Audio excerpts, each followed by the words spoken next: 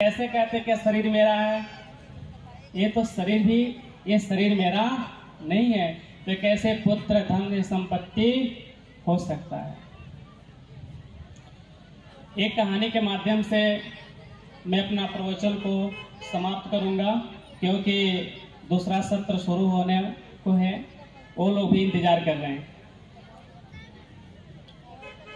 जिस समय हमारे माताएं बहनें को अपना हक अधिकार नहीं पता था, जिस समय डॉक्टर बाबा साहब अम्बेडकर संविधान ने लिखे थे, महिलाओं का हक अधिकार, पुरुषों का हक अधिकार नहीं पता था, उस समय की घटना है।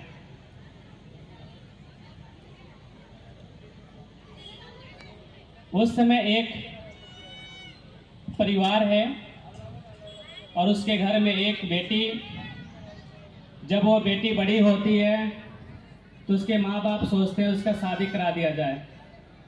होता ना, घर में जब बेटियां बड़ी हो जाती है तो माँ बाप को चिंता होती है कि जल्दी शादी करा देना चाहिए।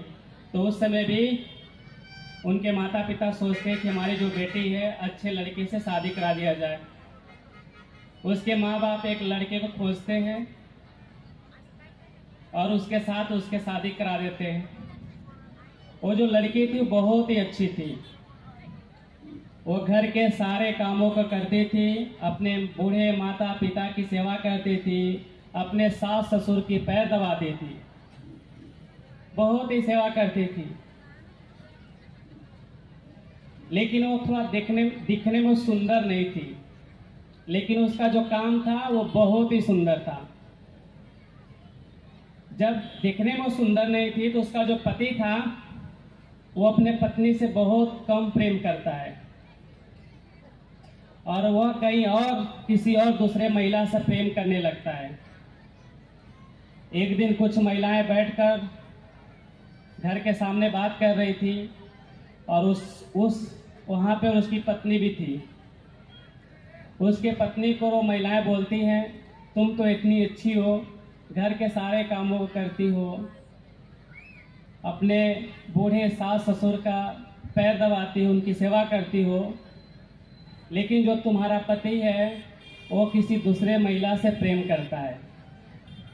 तो उसको थोड़ा अच्छा नहीं लगता कि मेरे पति के बारे में महिलाएं ऐसी बोल रही हैं। यदि किसी महिला के पति के बारे में कोई उल्टा सीधा बोलता है तो अच्छा लगता है क्या? नहीं लगता है।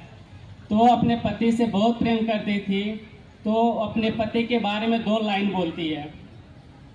वो कहती है, भला है बुरा है जैसा भी है। क्या बोलती हो पत्नी अपने पति के बारे में? भला है बुरा है जैसा भी है, मेरा पति मेरा देवता है, ऐसा वो बोलती है। लेकिन वो किस समय की बात है? जिस समय महिलाओं को हक अधिकार नहीं पता था, जिस समय महिलाओं के ऊपर अत्याचार किया जाता था। यदि वर्तमान समय में ऐसी कोई घटना होती है, यदि कोई पुरुष अपनी महिला को छोड़कर किसी दूसरे महिला से प्रेम करता है, तो हमारी इस देश की महिलाएं हिसाब किताब बराबर कर देती हैं। कर देती है कि नहीं? और तुरंत हाई कोर्ट सुप्रीम कोर्ट पहुंच जाएंगे। हो रहा है कि नहीं? क्योंकि हमारे महिलाएं बहनों को हक अधिकार पता चल गया है, उनका हक क्या है, उनका जो नियम क्या है। अब उनके ऊपर कोई अत्याचार कर सकता है क्या? नहीं कर सकता। तो ये किसका देन है? डॉक्टर बाबा साहब अम्बेडकर जी का। डॉक्टर बाबा साहब अम्बेडकर जी ने केवल एससी समाज के लिए नहीं, बल्कि इस देश में जो भी नागरिक हैं, एससी एसटी ओबीसी जनरल, चाहे भगवान बाबा साहब ने सबको एक बराबर महिलाओं पुरुषों को अधिकार दिया है। इसलिए हमारे माताएं बहनों को बाबा साहब अम्बेडकर के प्रति कृतज्ञ रहना चाहिए। बाबा साहब अम्बेडकर जी को धन्यवाद देना चाहिए।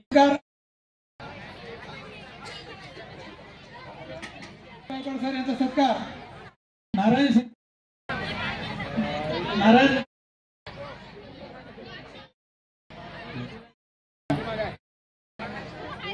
करुणाताई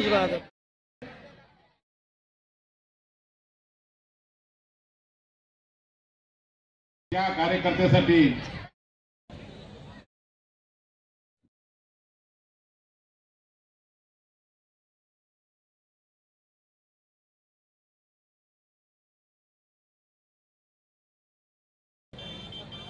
पायगाव आणि मायाताई सागर पायगाव या दाम्पत्याचं स्वागत रामरावजी कांबळे साहित्यिक हे